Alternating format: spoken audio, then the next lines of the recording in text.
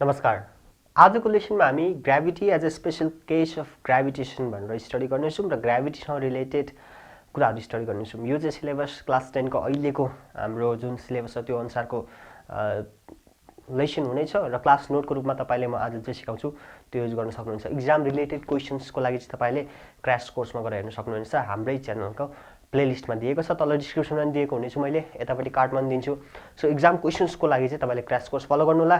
जुन आज म गर्न आँट्दैछु त्यो चाहिँ एज अ क्लास नोट, क्लासमा कसरी नोट गर्ने अथवा बोर्डमा लेखेका मैले जे बोर्डमा लेख्छु त्यो चाहिँ नोटको रूपमा पनि तपाईले कपी गर्न सक्नुहुन्छ। म यो खिचेर चाहिँ तल राख्दिनँ है, खिचेर चाहिँ तल राख्दिनँ, किनभने त्यो डिपेन्डेन्सी हुन्छ क्या। त्यो भएपछि मैले जति बेला लेख्छु भन्दै लेखेको हुन्छु त्यति बेलै तपाईले पनि लेख्नुपर्ने हुन्छ। कुनै कुनै कुराहरू म लेख्दिनँ पनि, मैले भनेको कुराहरूले पनि तपाईले एज अ नोट कपी गर्न सक्नुहुनेछ।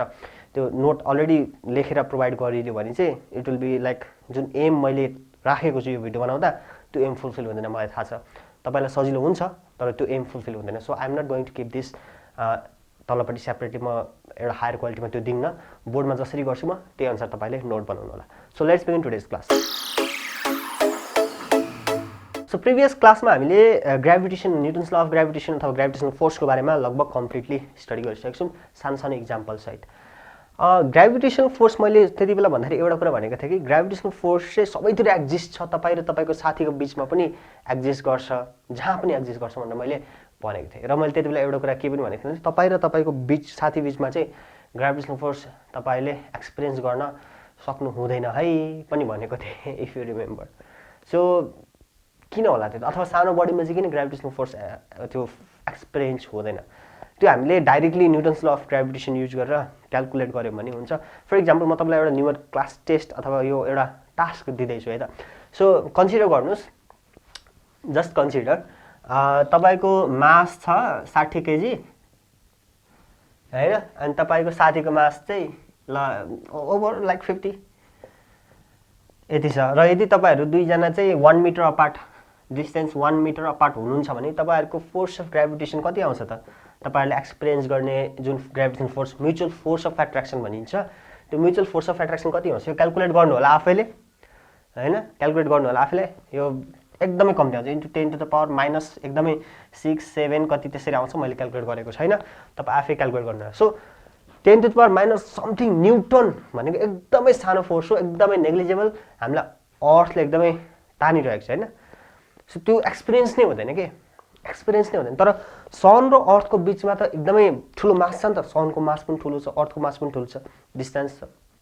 त्यसरी गर्दाखेरि चाहिँ सन र अर्थको बिचमा चाहिँ 10 टु द पावर 27 हेर्नु त, 10 टु द पावर 27 न्युटन, यो रेन्जमा चाहिँ force of attraction, mutual attraction रहेछ कि। त्यही भएर sun and earth are bounded, हो कि earth is bounded to the sun, हो कि किनभने फोर्स अफ म्युचुअल एट्र्याक्सन यति धेरै छ। हाम्रो कति हुन्छ 10^6, 10^7, 10^7 अझ क्यालकुलेट गर्नुभयो भने होइन। सो एकदमै त्यसको अगाडि त यो त एकदमै नेग्लिजिबल त्यो हामीले, त्यही भएर फोर्स अफ म्युचुअल एट्र्याक्सन चाहिँ त्यो हामीले एक्सपिरियन्स गर्दैनौँ। तर हेभनली बडिजमा चाहिँ यो एकदमै एक्सपिरियन्स्ड हुन्छ। भनेपछि के रहेछ त ग्राभिटी भनेको? अब ग्राभिटीतिर जाउँ।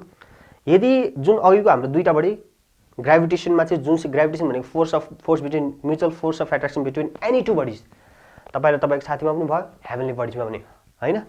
तर ग्राभिटी चाहिँ के हो त, यदि एउटा चाहिँ हेभनली बडी छ भने त्यसले के गर्छ त, त्यो अर्कोपट्टिको जुन छ बडी, यो जुन अर्को बडी छ, जस्तै मास अफ अर्थ भनेको इन्टु 6 इन्टु 10^24 केजी, यो मान्यौँ भने तपाईँको मास त कति छ, एकदमै सानो छ, 60 केजी, हो कि हो नि, तपाईँको मास एकदमै सानो छ। सो तपाईँलाई चाहिँ अर्थले तानेर राखेको जस्तो हुन्छ होइन। तर फोर्स त दुवैले म्युचुअल फोर्स मानिन्छ नि त त्यसलाई होइन, तर एकदमै अर्थले तानिन्छ। सो जुन हेभनली बडी छ त्यसले चाहिँ सानो माइनर बडीहरूलाई चाहिँ एट्र्याक्ट गरेको जस्तो फिल हुन्छ, त्यसलाई चाहिँ हामी फोर्स अफ ग्राभिटी भन्छौँ। जस्तै फर इक्जाम्पल यहाँनिर एउटा हेभनली बडी छ र यहाँनिर एउटा सानो बडी छ भने the force with which this heavenly body attracts the other body is called the force of gravitation of that body है। त्यो बडीको फोर्स अफ ग्राभिटेसन चाहिँ त्यो हुनेछ। र यो फोर्स अफ ग्राभिटेसन विभिन्न बडीको विभिन्न हुन्छ, अभियसली मास डिफ्रेन्स भएपछि डिफ्रेन्स आइहाल्छ।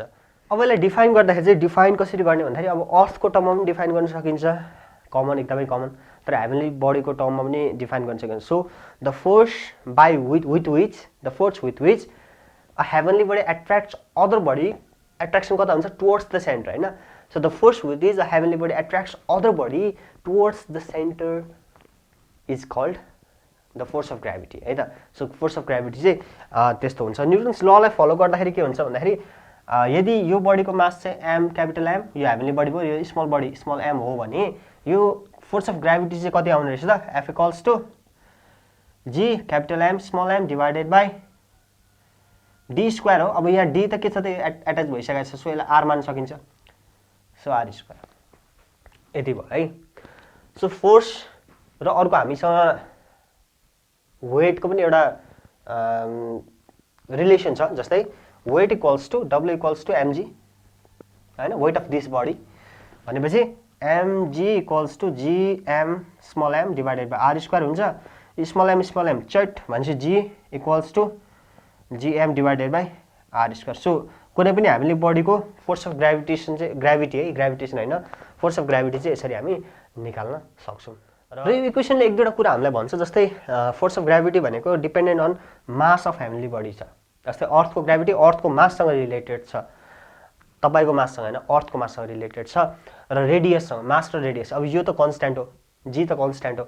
Mass of the heavenly body र radius of the heavenly बडीसँग entirely यो डिपेन्डेन्ट छन्. जस्तै जुपिटरको चाहिँ मास 319 टाइम्स ग्रेटर छ जस्तो लाग्छ मलाई, तर रेडियस पनि ठुलो छ कि, यो पनि ठुलो छ, यो पनि ठुलो छ. त्यही भएर जी ठुलो त ठुलो छ, 2.5 times than that of earth छ, तर त्यस्तो धेरै ठुलो आउँदैन. यदि मास मात्रै ठुलो थियो, रेडियस इक्वल टु अर्थ थियो भने त्यहाँनिर अझै बढी स्ट्रङ ग्राभिटी फोर्स हुन्छ, जुपिटरको ग्राभिटी अझै बढी स्ट्रङ हुन्थ्यो.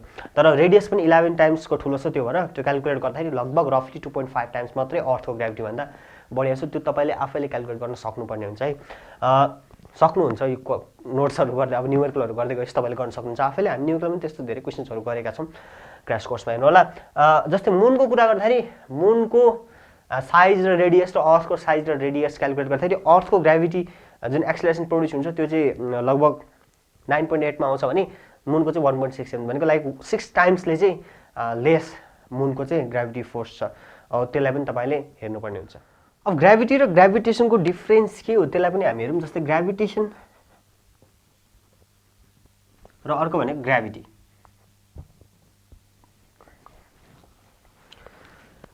यो नझुक्ने ग्राभिटी भनेको मिटर पर सेकेन्ड स्क्वायर होइन नि, फेरि एक्सिलरेसन ड्यु टु ग्राभिटी चाहिँ त्यो हो. यो दुईटै फोर्स हो, बोथ आर द फोर्स है, यो दुवै फोर्स हो, ठिक छ. सो यहाँ चाहिँ के हुन्छ नि, ग्राभिटेसन भनेको यो युनिभर्सल हो, यो भनेको जहाँ पनि एक्जिस्ट गर्छ, एभ्रिवेयर इट एक्जिस्ट होइन.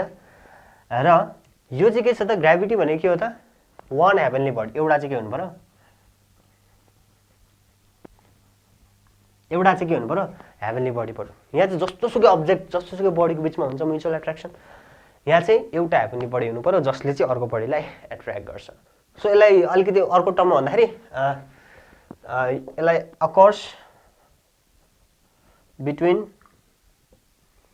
एनी टु बडी, जुनसुकै दुईवटा बडीमा यो हुन्छ र यो चाहिँ नट युनिभर्सल लेख्न मिल्छ. भनेको this is a universal, this is not universal. This occurs between any two bodies, this occurs between one heavenly body. एउटा वान हेभेन्ली बडी हुनु पर्यो र अर्को एनी बडी हुनसक्छ.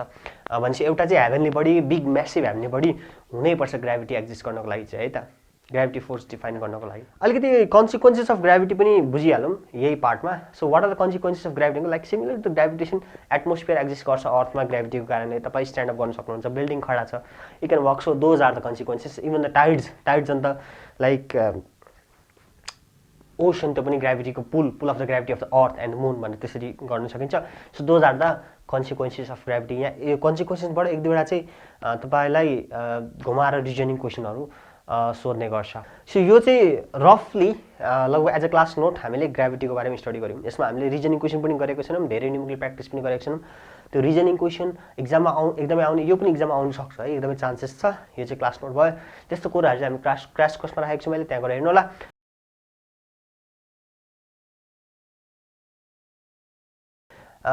ग्राभिटीको बारेमा हामीले अहिले स्टडी गर्नुपर्ने यति हो. यो पछाडिको नेक्स्ट क्लासमा हामीले एक्सेलरेसन ड्यु टु ग्राभिटीमा जान्छौँ. त्यो पनि यससँगै कनेक्टेड छ र त्यो एकदमै बढी इम्पोर्टेन्ट छ कि, एकदमै धेरै इम्पोर्टेन्ट छ. त्यहाँनिर झन् त्यहाँ एक्जाममा एकदम धेरै क्वेसन सोध्ने पनि गर्छ. र यो क्लास नोट पनि यहाँबाट पनि धेरै क्वेसन्सहरू एक्जाममा आएका छन्, तर यो चाहिँ एज अ बेसिक तरिकाले मैले गइरहेको छु so what do think about today's video go down below put a comment like share subscribe and hit that bell icon stay home stay safe and see you next video good by